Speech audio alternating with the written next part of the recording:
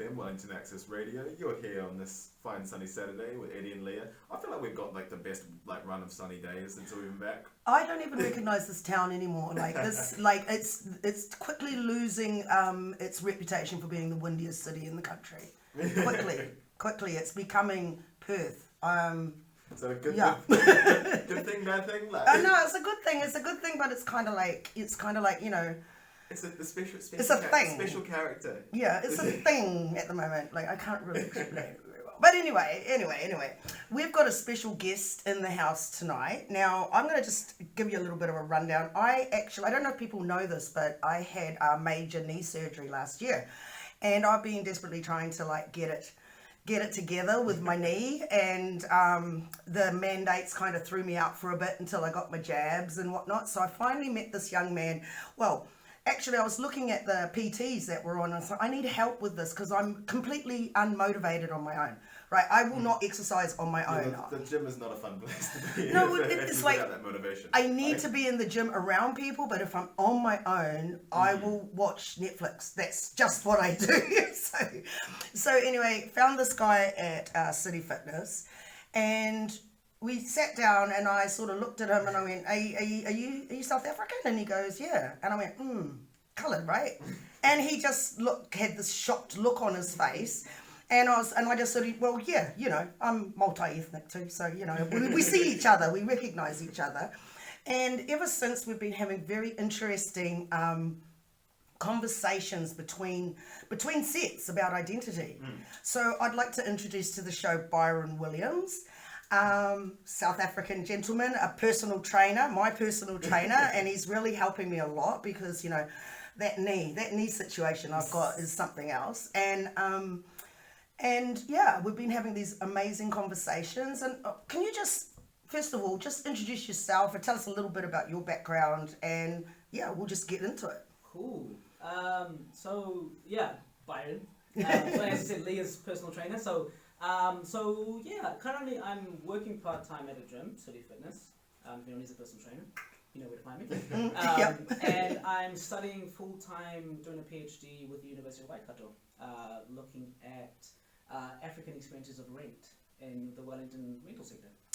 Yeah. Wow. Well, I didn't realise it. Did we discuss that? Very briefly. Briefly, we did, right? It was during our initial consultation. Yeah, because... I was like, I'm studying this. You're like, I kind of do that. So that's yeah. Yeah. Because we've been, you know, if people have been watching my personal page, I've been very involved with the income rent-related subsidy situation, and there's a lot of African people in those, in the council housing units, yeah. And I understand ACCW is getting more involved in that situation now too, which is good because because I mean, you know, like we can't afford our housing to become.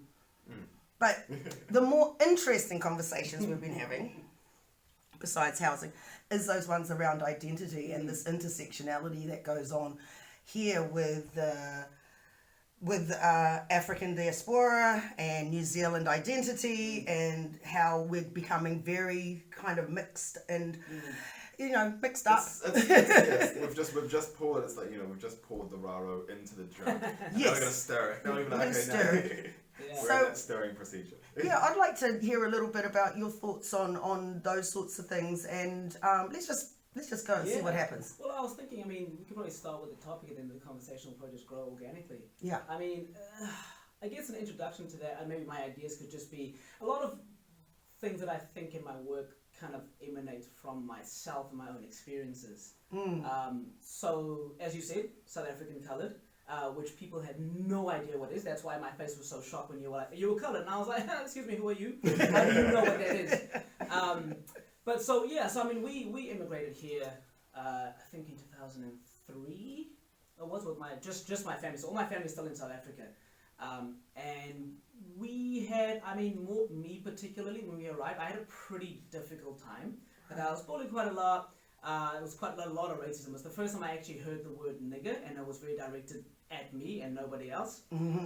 So it was, yeah, like I had a pretty rough introduction to what New Zealand was. Culturally and racially, because we had always grown up with the idea of what apartheid was. You know, I was born in '93, so it was very much it's very fresh in people's minds. And I went to a school that was very integrated. We interacted with Indians, East Asians, the Bantu population, other coloureds, white South Africans. Very, very normal. When I came here, I just didn't expect to be kind of outed so much. The complete isolation. Yeah. So it was quite strange because I spent about would have been a good like 5 to 6 months just being kind of like racially abused, like subtly but also very aggressively, and I didn't know how to deal with it at all. I had no clue, and eventually I told my mother. And if you know anything about coloured mothers who do not mess with their babies, and she was very, very upset. And I've only reflected upon this recently. We got in touch with the school. We said, hey, you know, things aren't quite right here, etc., etc. And the school pretty much said that the students who called me a nigger had no idea what they were talking about. They said, oh, they just heard it somewhere, they didn't understand what it means. Oh, what nonsense. And my issue was that I didn't hear anyone else being called that. You know, Right. if they didn't know what it meant, they would have said it to everybody. Yeah. So I had a pretty rough introduction to race in New Zealand. And obviously, you know, they're children, you know, but I would also argue as a sociologist that children often come to reflect society's values and what they see. You know, What they see around them, exactly. Yeah, what they see, they kind of project onto the world. So that, speaking of identity, that's very much informed the way I view myself, in a very kind of protected way as well. My brothers had similar experiences, and we often have very deep conversations around what it means to be South African, what it means to be coloured, what it means to be part of a broader African diaspora, and what it means to carry kind of those identity markers with you, but then trying to find ourselves as individuals as well.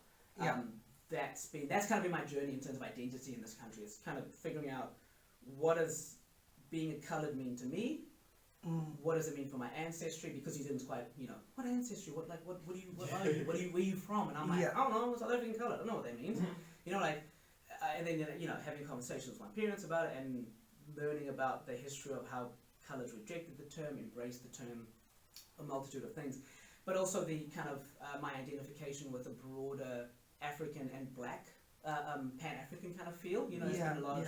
So you know, when it comes to identity, it's very, no, I wouldn't say confused because I kind of embrace the kind of multitude of it all, but it is very much a sense of I exist in multiple different spaces at the same time. And I'm almost totally cool with that. Like as I'm getting older, I'm like, you know, like I kind of vibe with that. I vibe with the fact that I'm a coloured South African. People see me as Black here. That was very much a thing that I got told when I was younger. I didn't know I was Black until I arrived in New Zealand. Like, people were like, oh my gosh, you're Black. And I'm like, I'm a coloured South African. They were like, you can't say that's racist. So I was like, oh, okay, whatever. So, you know, for a very long time, I identified heavily with, like, African-American culture. I think everybody goes through that space, right? You're going to say something, Eddie? Well, it's interesting. I was talking to one of my friends in the States yesterday. He was saying, like, and again, like, for South Africans and probably a lot of, like, mixed race and, like, African and Caribbean and just Black kids here, the thing that's going to come up is that in that space you're already exposed to the idea of like a dual conscience, like a multiple conscience of having to exist in those different worlds from a very, very early age. Like that's one of those things that it just kind of hits that you're in that kind of space of being like, well, what does, like you said, what does it mean to be South African? What does it mean to be coloured? Like, what does it mean and what does it mean to be Black in this space in New Zealand?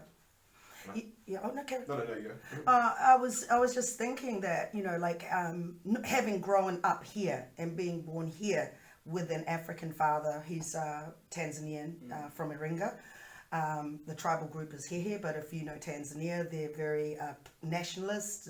You identify as Tanzanian before you. Yeah, it's not, and it's one of the ways that Tanzania's kind of avoided tribal conflicts in the latter half of the 19th century, I think. So 1900s, I mean. The 20th century. Yeah, 20th century. Yeah, I always get that confused. But I know, like, growing up here, it was always a case of, as soon as I was actually around brown people or people of colour, it was always a case of code switching with them quite a lot. Like, some days I would be Tongan, because apparently that's what's going around at the moment. Sometimes I would be Tongan when I was around Tongan people, and sometimes I would be Māori when I was around Māori people. You're always code switching to fit in because it was very hard to exist in this country presenting as a person of colour without an identity. which essentially post-war migration, there was the SCAP students that came out here in the 60s. So there wasn't very many. I mean, they started off like 45. They had a total of like, the aim was to have 45 students by 62. By 64, they were in the 200s, you know, like in the hundreds. And of course, children were born, marriages were made and stuff like that. But we were still very small in number, if you know what I mean. Prior to that, interestingly, when you go back into the whaling days, and that's on my mother's side, that's who we whakapapa back to, the whalers in the South Island. The whaling community was very multicultural.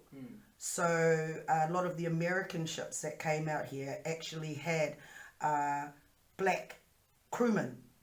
If they'd come from the eastern coast, the islands like that Massachusetts and like you wouldn't have a ship that would come out without a Shinnecock Indian. And Shinnecock today and then presented mainly as black. But this isn't really mentioned much on the New Zealand side of the whaling stories. It's mentioned in the American side. In the American side, which I thought was really interesting, because in my mother's grandfather's line, which all these connections died with my grandfather, and this can happen in New Zealand, even in a country as small as this, you can become sort of disassociated from your family connections in New Zealand. We have American Indian in our, but we never knew, and now I kind of know, because now I know where the ships were coming from. So like, I think identities, it's really interesting that it was very multicultural before colonialism. In fact, they used to say that New Zealand was a country without laws. It was the Wild West. It was the Wild West. But then colonialism came, and of course we know the story from there. And we have, so black people have been here before, but not in organised migration schemes. I think what I find fascinating about that story as well, and thinking about sort of the stuff that we're talking about, is I've found in New Zealand, I mean, I assume it'll be very similar around other places of the world too, identities are almost required to fit within very specific boxes. And for myself, it's always been centered around, well, we're going to tell you what you are. We're going to tell you where you fit, and we're going to tell you what you don't fit into. And that's more the important one. It's what you don't fit into. So for me, like I said, like, I identified in my mind as a 10-year-old, I'm a coloured South African. That's what I am. And then people would go, "Oh, you Zulu?" No, I'm coloured. Oh, that's not really a thing. Like, they wouldn't understand. So I had to explain to someone, I said, "Oh, you know, it's actually multiracial," and they thought it was really bizarre. They were like, "What? This is crazy." So it was almost like the idea of like ideology, right? Like, someone presents you with something that tests or challenges your ideology, and the reaction for many New Zealanders that I interacted with was to go, "I get what you're saying, but this is what I think you are." You know, and oftentimes it was black or African. And it was as African and black in a very specific way of understanding what that was. And African tended to be, you know, the kind of stereotypes you see on TV of like poverty, dictatorships, those kind of things. That's what the view refugee from war. Yeah, that was what the view was. Or black came down to, like I said, African American. And it was often negative stereotypes of like, you know, gangs or drugs and things, you know. Rapper. There was a very limited scope in which I was able to express myself in, that I found with people. And like, I don't think people meant it particularly, like, they weren't trying to be really aggressive with it, but they were just reenacting the norms and the ideologies that existed already in their heads and in their society, and projected that onto myself. So one of the biggest things that I came across was just being told what Exactly. I was. I'm really glad you brought that up, because that's exactly how I felt growing up. I couldn't be what I was. I was being told what I was. Like, I've even had extremely racist situations where I've actually said, my dad is Tanzanian, my mum's Pākehā. Because she presents Pākehā.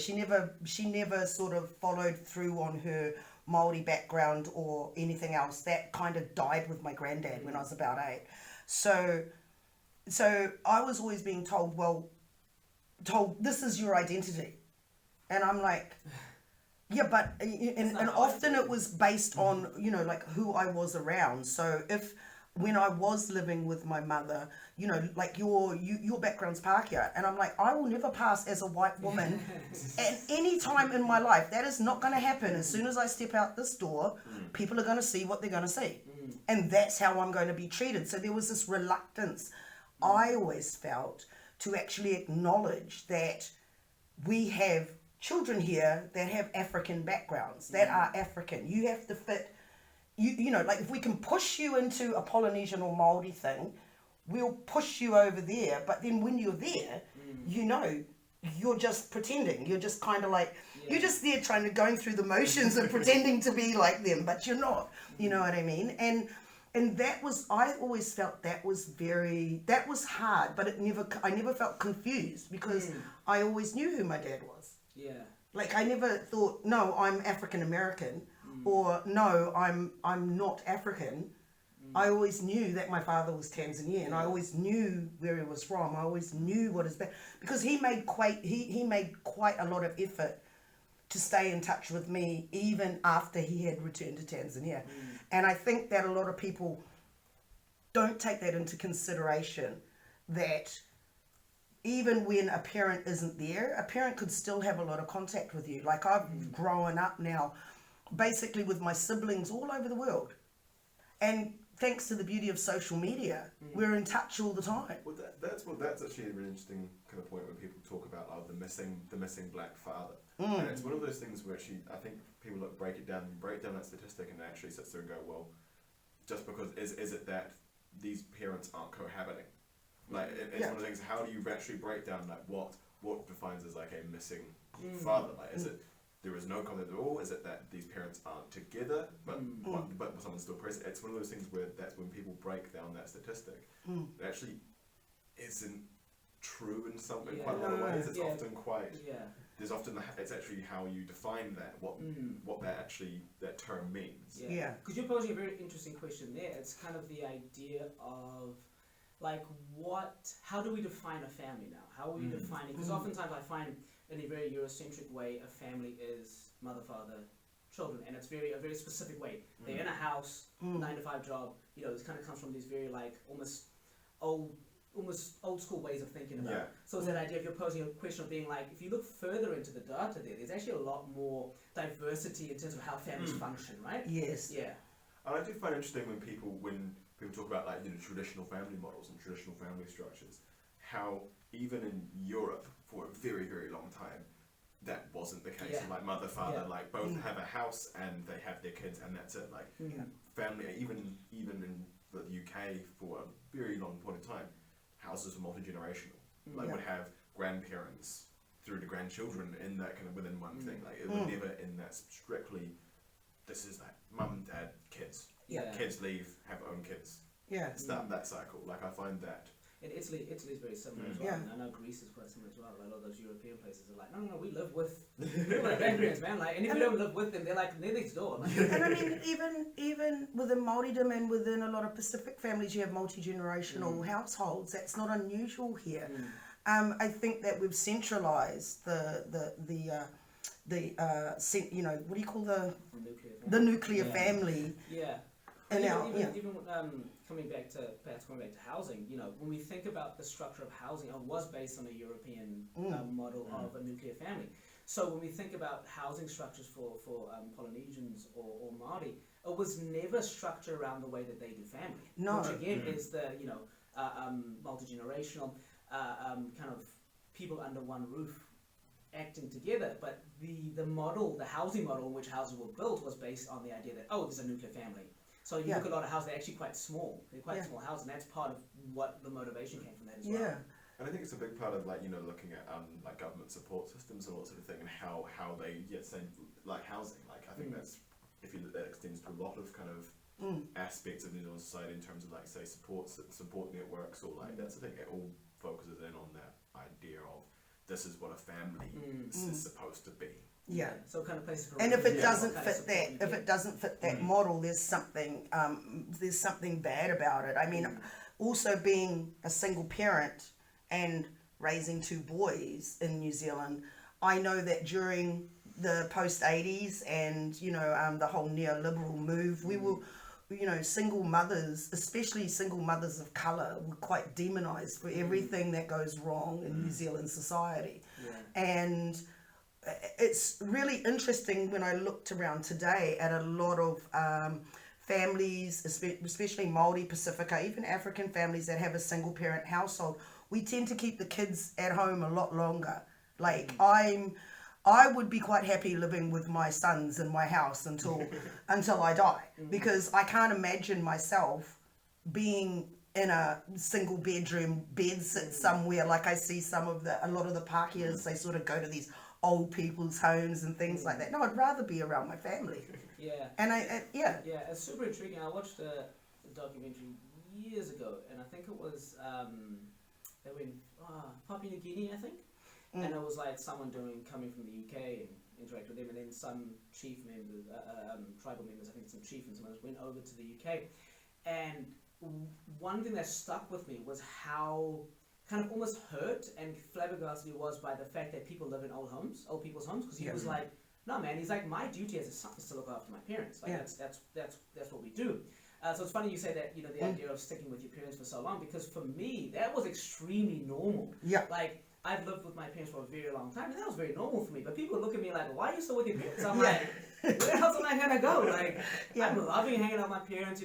Yeah, there's always issues. That's just what parents and children relate, which as you get older. But there was just that sentiment of like, because I got married last year, and then my wife and I are now living together. Yeah, because that's the time you go out, is when you get married. That's when you leave your parents' home. Yeah, you can stay at home. No sex in the home. You got to do that out there. But in the model that we have, in the New Zealand model, was always like, no, you turn 18 or 19 or whatever, you go hang out with your friends, you go flat, whatever. And I was almost so envious as people did, but I was like, this is so foreign to me. Even though I've been here for 10 years already, this is so weird for me. But coming back to identity, kind of using that principle of kind of standing out a bit more. I'd always modify my behavior to make sure that I wasn't too South African or too African, and just Kiwi enough so they know that I'm not fully a Kiwi, but I'm not going to go like, because I didn't drink a heck of a lot when I was going through high school, just because that's not something my family did. My family didn't really drink all that much. My two uncles were alcoholics, and I vividly remember seeing him come in and be, not violent, but he had a tendency toward violence. Yeah. And I was very wary of alcohol because of that thing that I remember seeing that when I was very young. So people would look at me and go, "What are you, Mormon? Why don't you drink?" Oh, really? Yeah. So there was always that sentiment of me trying to hide my norms and behaviors to fit very much into New Zealand society. And it was only a few years ago where I was just like, I just don't really care that much anymore. Like, who I am is who I am, and that's too bad. Yeah. But I guess the point that I'm trying to make with this is that I've been terrified for so long to genuinely be myself, because the idea was that if you step too far out of line, it's almost like the tall poppy syndrome, right? Like you become something different. And people go, hold on, get back down. Yeah, exactly. Yeah. So whenever I would kind of be too South African, people would make a comment, and it was just those things really stuck. They really stuck with me. And actually, it's funny because my wife is a very Pākehā New Zealand woman, blonde, blue-eyed. Right. But she has encouraged me more than anyone else to be myself. Yeah. Like she's always said, who you are is amazing. Just be yourself. And if a lot of who you are is your South Africanness, that's better for the world. Yeah. So yeah, I don't want to talk too much about her, but that's been a really big part of my life, and being like, just be yourself. And what I've realized more and more is that South African coloredness actually is a very big part of who I am. And it's almost, I don't want to be like, South Africa's such a great place, because it has major issues, and some of the ideas I have in my head are quite nostalgic from growing up there. But what I'm beginning to realize more and more is that New Zealand played a huge role in me wanting to modify myself and change who I am. Like, I didn't like my hair until I found a barber who was like, yeah, I can cut that. I love African hair. Yeah. Before that, I would just get a friend to do it and then, not care too much about it. I always wanted straight hair. I wanted straight hair and grow down, that was always the main thing. Because my hair grows up, so it was like, please, I want some hair that can grow down. That's what I want in my life. So it was quite interesting to grow up in an area that made me feel like my identity was almost deviant, not deviant, not right into that, but kind of strange and weird, and like, don't do too much of that, like, don't be too African. Yeah. Don't be too coloured. Yeah, we want you to be our cool friend that we hang out. So our cool friend that looks, But, don't be too African, or else we'll put Did you get the? Are you like you'd be out in the club sometimes, and somebody will say, "Are you performing?" Are you the rapper? No, I wouldn't get that. I'd always get called, people come up to me and go, oh my gosh, you look like so-and-so. So I got called, a little while ago, someone said I look like Anthony Joshua. And I was like, it's the height, right? That's what it is, man. It's all 5'7" of me. That's what it is. I got David Diggs, one of the guys from Hamilton. Oh, yeah, that's what I was like, yeah. I'll take it, man. I'll take it. I had dreadlocks for 10 years in New Plymouth, and every time a band would come to town, I would get some random person in the crowd would come up to me and go, are you performing? Are you the singer? And I'm like, why? Is it because I look like a singer?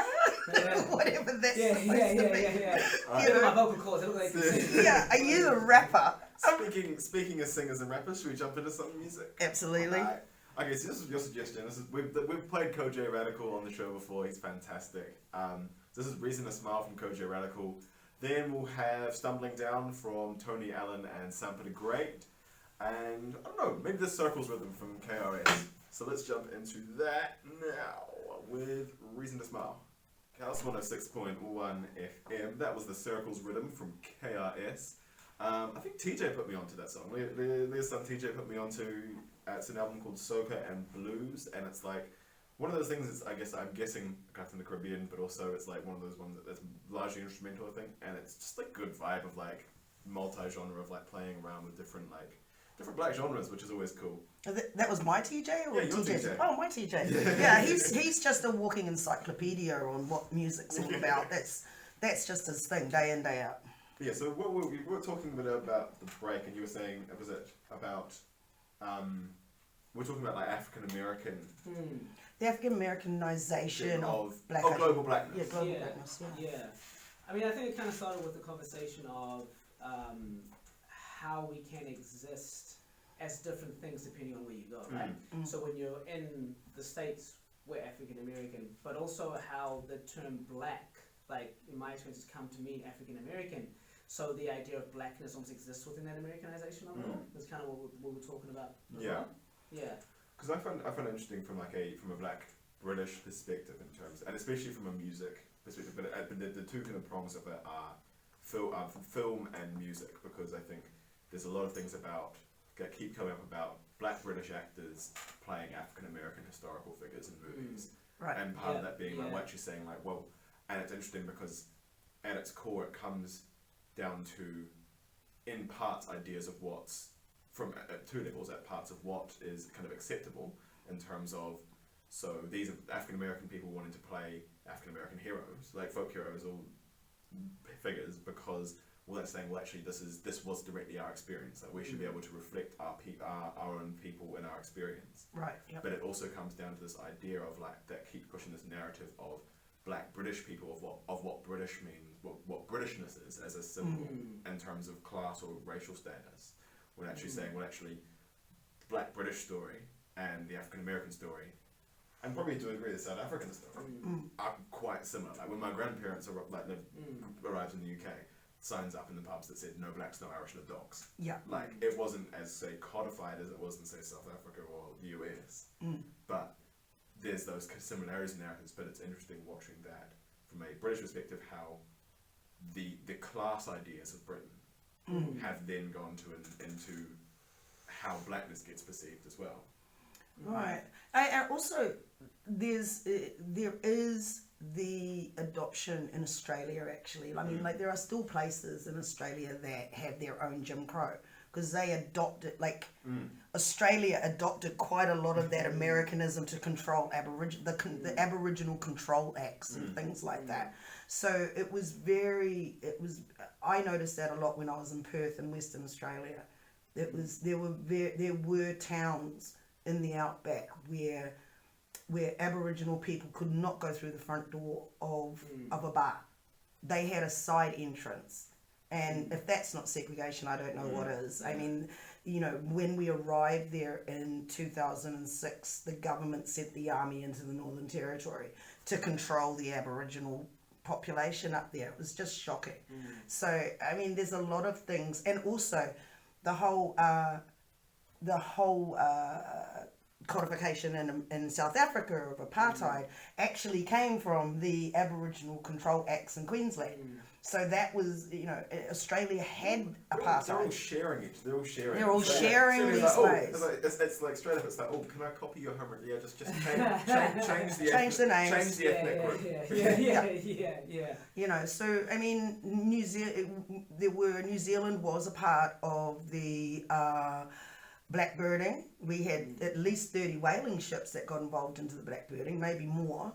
And the whaling ships were just remodified to go and grab people from Melanesia and that, and send them to Queensland sugarfields, which quickly was being nicknamed the New Louisiana, because the business model was just moved from the northern hemisphere down to the southern hemisphere where they weren't being patrolled.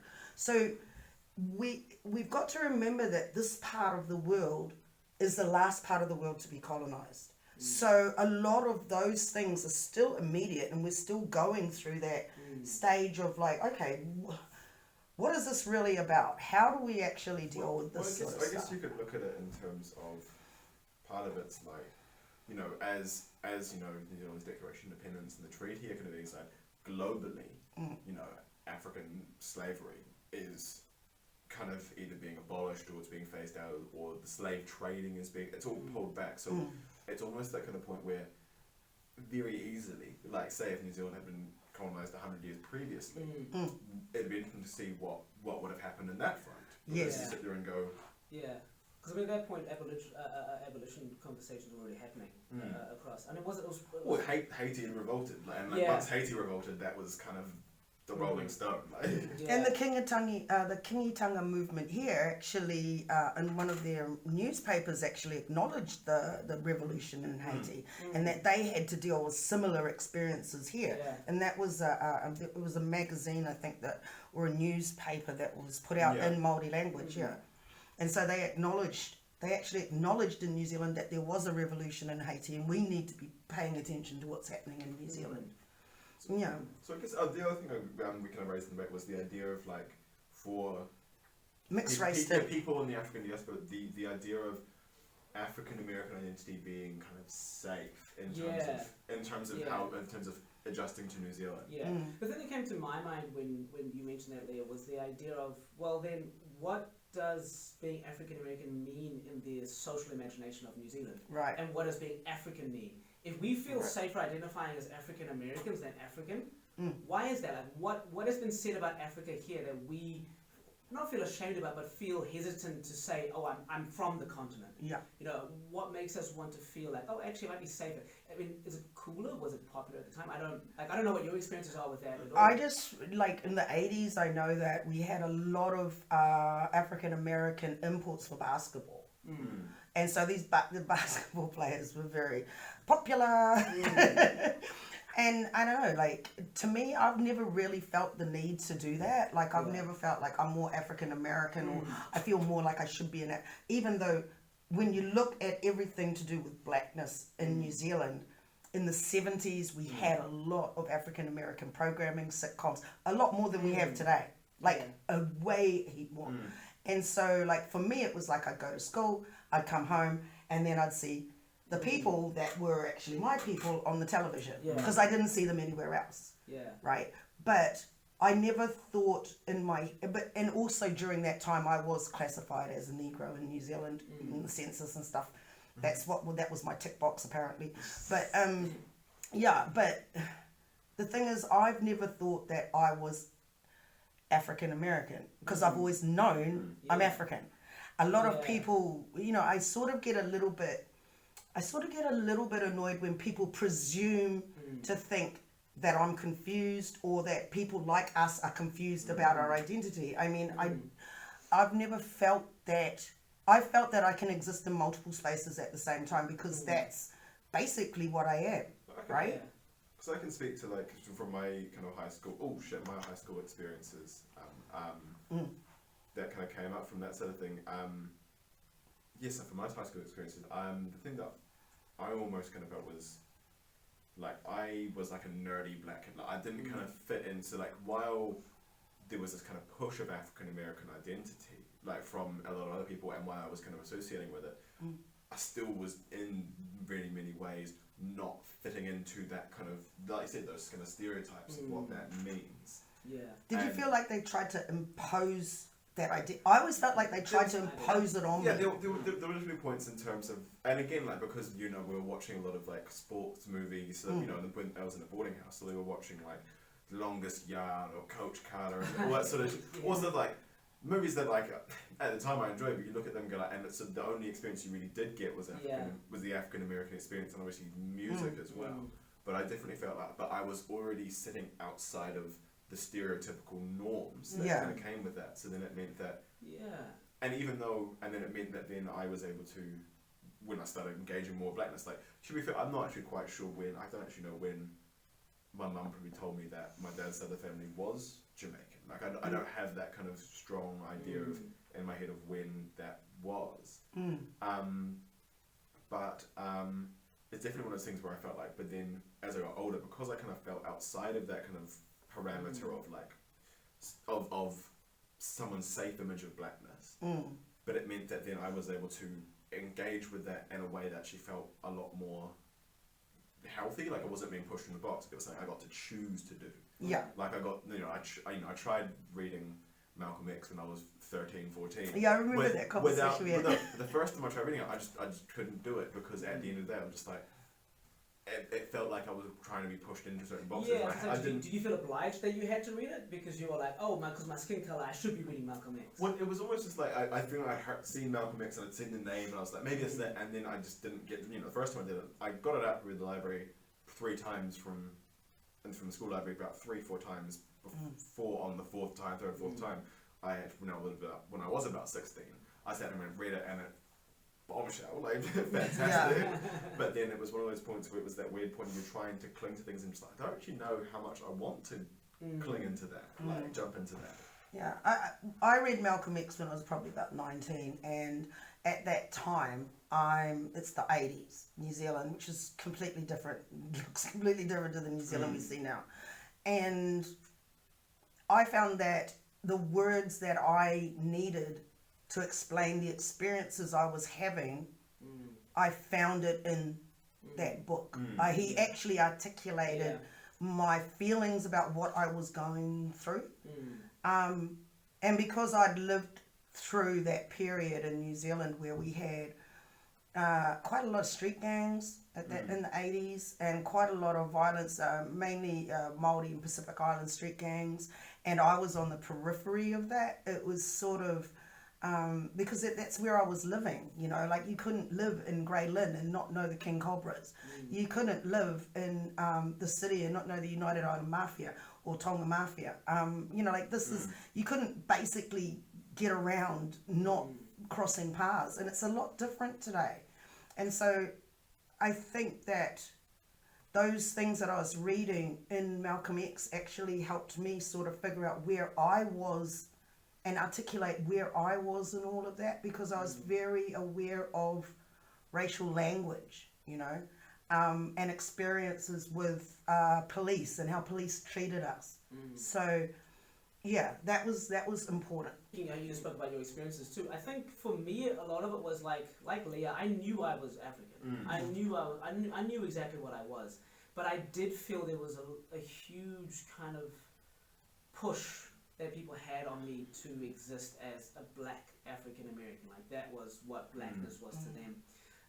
So I think I got really good at playing roles. You know, like, when I'm with myself, I'm a colored South African, and I know that in my heart.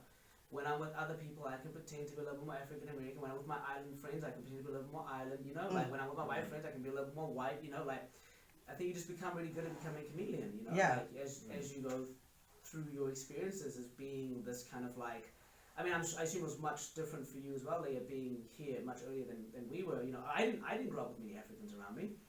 There were a few here and there. I remember actually one time I was a prefect in my 7th form year, and I told a young student, African guy, that he used to just pay attention and stop being a dick, basically. And he said to me, because people always say, "Oh, Byron, you're so articulate," which again is filled with a lot of implications behind it, right? Yeah. But so I would just speak how I speak. You know, that's one thing I've never really been ashamed of. And he said, "What, you trying to be a white nigga?" And I said, "Excuse me." And I gave him this lecture on why it's impossible to be a white nigga because where it comes from and the word Negro, Spanish. I gave him this lecture. Yeah. His friend was just like, "Oh damn." Yeah. But you know, like for me, it was always trying to figure out for myself what it all meant. What does being black mean? What does being black in South Africa, in New Zealand mean? What is when I go home? You know, I'm not. For here, I'm a South African. People go, "Oh, South African," but people often go like, "You're South African, but you're basically a Kiwi." They give this real thing, and I'm just like, you can say what you want, dude. It's not going to change what I think about myself. But when I go back home to South Africa, people are like, "Oh, it's our family from New Zealand, aka Australia." They say Australia. They get confused, you know. So like, I think one thing that I always found really interesting was that I did identify slightly with African American, partly also because I was a very skinny, short. I'm still short. Nothing's changed with that. But I was a very skinny guy growing up. So the joke I used to get quite a lot was, what's that sponsor a child joke? I used to get that quite a lot because I was skinny and African. World vision. So I was very careful in certain spaces to portray African Americanness more so than Africanness because I knew that joke was coming. So as I got older and more experienced with how racism functioned in my day-to-day existence, I was very careful about how I controlled the narrative and how I controlled my behavior to make sure I didn't get certain jokes that I wasn't really in the mood for that day. You know, like sometimes bring it all, I can take it all, come on man, you throw as many arrows as you want, nothing's gonna pierce me. Some days I'm so sensitive that you say one thing and I'm crying for the rest of the day. You know, so I got quite good at knowing how to navigate certain spaces and how to control the way I come across to people. Like I said, as I got older, I just don't really care that much anymore. You know, if people think that I behave like a white nigga, as you said, like what? I also find that because that feels like very specifically someone who's going through an integration process and is trying to cling to a specific idea, right? Because it's one of those things where someone talked about like looking at the idea of like acting white or being seen as being white in like British Jamaican migrant kids and like especially those populations, and like the idea of like, you know, so it comes down to music, so like, you know, Jamaicans like on the island, like because it's like, I guess because it's given you're secure in your identity, you know who you are, you have the ability to be like, yeah, I love country. Country's fantastic. But then, and even I struggle with that sort of thing of being like, nah, like I don't fuck with country. I would never listen to that in my life. And it's weird because it's like, but it's the idea of like, but once you're in a space where you're not necessarily as secure, like from a personal standpoint, you might be secure in an entity, but when it's not backed up by what's around you, that idea of having to be a lot of trying to appear. That was that thing with music. That's a really interesting observation, actually, that you've made, because in the 70s, like I finished school around 81. So when I was at high school, Māori kids were into the hip hop thing. That had just come out. Like that had just come out in 78. And before that was disco, right? It was disco, it was funk. The Pākehā kids were into the rock and roll, the metal. So you could identify your tribal groups through music here. You didn't, no, Māori and Pacific, well actually, country Māori were into country. Urban Māori and Pacific Islander were not into the country scene really. It was like, that was not what was happening in the schools. Or that's not what was reflected in the schools. So you found your group that way. And for me, being this African kid that's also Pākehā and wandering around in this environment, it was kind of like, okay, well, yeah, I'm into hip hop. Yes, I'm hip hop, I'm disco. Definitely disco. Roller skating, yep. That's where I belong. You know, that I belong over here. No, I'm not going to hang out with that country listening, whoever that is. No, that's not me. And it would show up in like when you go to the school discos, you'd have that divide along music. So thinking about it that way, this is the beginning of that American influence, you know, of culture and music. And I also wonder like how much of that is like to bring across globally is the Cold War as well. You sit there and go, the idea of like pushing, and that's, you know, I say why the African American industry feels safe is because we've kept the, that was America's foreign policy, like quite softly for decades, was let's push out American influence, let's push out, and then to the point where obviously in a way that, and obviously post the civil rights movement, like and once you started getting that greater integration and not necessarily acceptance, but that greater push of black artists and musicians, or like people, or TV shows and that sort of thing, if it becomes that thing where suddenly because America's in that position, it's like American exceptionalism, but then it's African American exceptionalism that's still sitting there, and there's still obviously problems within that, but it becomes that sort of thing of, well, that's how it ends up being seen as that safe option. Yeah. Because everyone kind of knows that narrative. Like everyone knows, and even if it's the whitewashed narrative, like everyone knows MLK and these things happened. Yeah. Yeah. But that's how it ends up being safe. Yeah. I mean, does like African Americanness feel like it has a monopoly over blackness? Is that kind of? It's a really complicated. Like I've gotten into a lot of arguments on Instagram in the past month about it, because it's extremely complex. Because there's people who recognise it, who maybe recognise the privilege of being, and again, I think you could probably say this thing for Black Britons, the privilege of being in the UK, like specifically based in the UK, or based in America, over other parts of like Black diaspora, the African world. And we've also got to think about the class stuff, because this class stuff always gets thrown out the window, and you know, in New Zealand, class and race are very much mixed together, and quite a lot of I mean, quite a lot of, from my observation, quite a lot of African nationals that have come here, if they haven't come under that refugee quota, if they've come on a visa, they're quite middle class, which is very different. So there's this class thing going on as well, where probably, and this is just, I'm just putting this out there as a thought I've had just now, it might not be the right one, but I think that Black Americanism actually makes space for a class class identity as well, that is actually more appealing to working class and Black identity that are working class in this country. Because for me, I didn't, you know, I left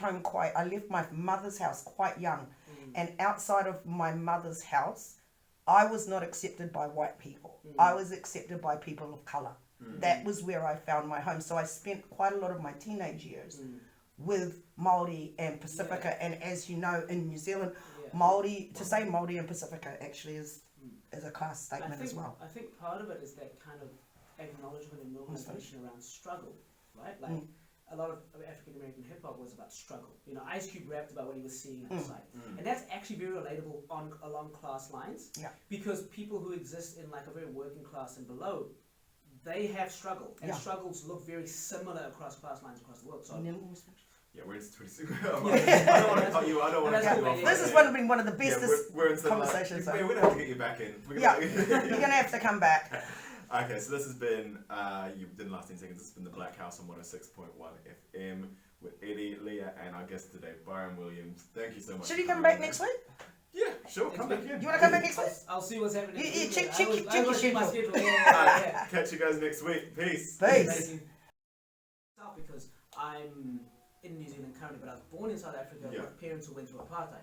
So like, you know, I've had this major struggle, especially with my studies recently, or maybe the last month or so, or a few months, and it was like the idea of like, how do you exist when your parents went through that and achieved so much? Like, how do you feel a sense of achievement when you know that my father's a doctor, mother's a nurse, they grew up in apartheid, things were tough. Yeah. I saw the way they grew up, like they had next to nothing, so like the sense of gratitude overwhelmed you all the time, but you never feel like you achieved a heck of a lot, because you're like, look where they came from, look what they've done. And I'm just like, oh, I mean, I kind of think I did a few things, like, jobs are kind of hard to come by, I don't know if there's anything, I don't know, you know, so like, and I feel, when I listen to their music, I feel like I can relate to quite a lot, because, I mean, I know Coach Radical, like, you know, it's got a name and parents, and there was this, I think there's a skit where he's talking to the family, were talking about the independence and what it was like to be there, and you know, this kind of feelings and whatnot. And so when I first voted, it was purely because my father said he couldn't vote till he was in his 30s. And I was like, so what was that like?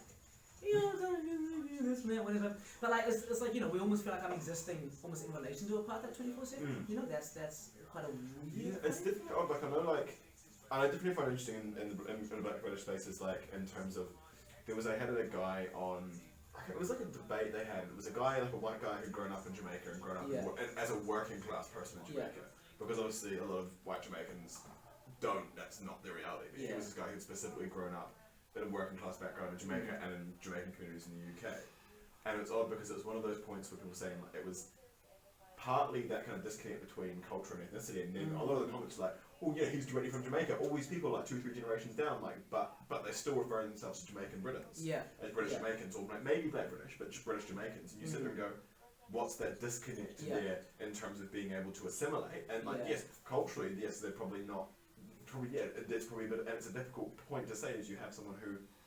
And again, like this guy, like he was very respectful. He was like, I understand. Like Black history has been been something I've grown up with. Like I have nothing but respect for this. I understand. It's like Eminem. I understand my place of privilege in these spaces. I get that a lot. People kind of go like, "What is that accent?" They go, "It's like they're like it's Kiwi, but not like fully Kiwi." Yeah. And I'm just like, "Oh, I was born in South Africa," but I don't say I'm South African. I say I was born in South Africa to help explain the accent. Like, oh, okay, I kind of understand that. But the funniest thing, when it goes to me, I just want my wife to talk. Like I said, I talk a lot, but I have no clue what I sound like to people. I have no idea.